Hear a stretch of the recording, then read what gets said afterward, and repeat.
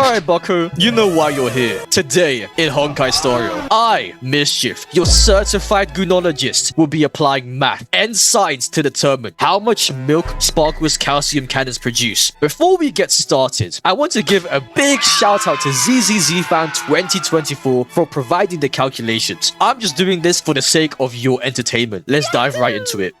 We need to establish a few things about Sparkle which are very important to the calculations later. Based on Sparkle's official concept art, we can safely assume that Sparkle is around 136 centimeters, which equates to her being 4'6", placing her below the average adult height. The second detail we need to cover is the cup size to understand the orb's total mass. Once we identify Sparkle's total calcium cannon mass, we can take 63% of that to figure out how much active glandular tissue she actually has. To find her total cup size, we have to apply Setai geometry. But Mischief, what is Setai geometry? Well, to put it briefly, Setai geometry is a tool that uses the front and side profile to estimate the bust of a character. Since we used an official reference sheet and measured the bust using the character's proportions, we can safely assume that the calculation is actually pretty accurate. After measuring Sparkle, she came out as a double A cup to no one's surprise. To put it into perspective, double A cups usually weigh somewhere between 0.3 to 0.7 kilograms for both orbs. But in this context, size does matter. So we'll be using the maximum range and assume 0.7 kg as the total mass. With all that out of the way, we now have the necessary information to proceed further.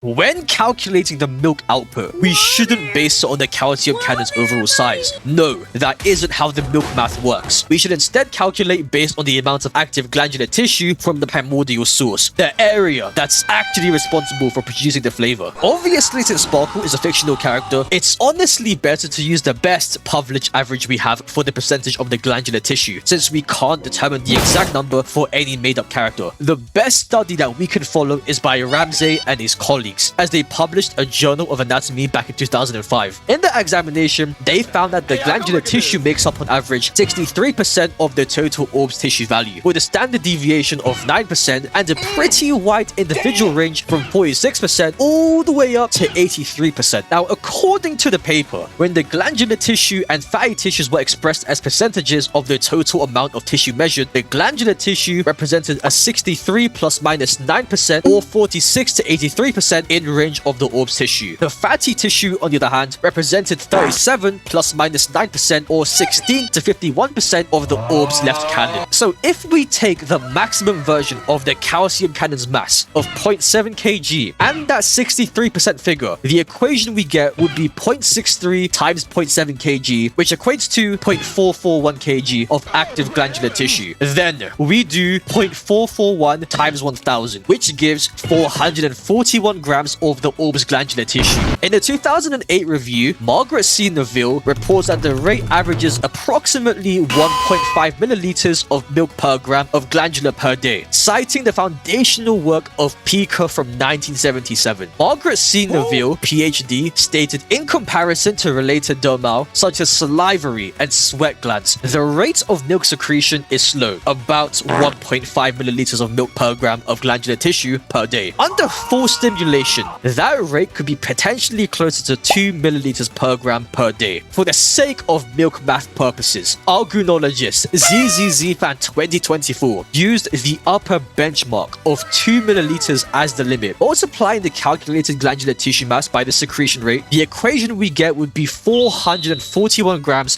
times 2 milliliters per gram, which means Sparkle's daily and maximum output would be 882 milliliters a day. Gooners and goonettes, we have done it. We have scientifically proven and shared the great work of our fellow goonologist ZZZFan 2024. With that being said, have a blessed day and I'll see you guys in the next one.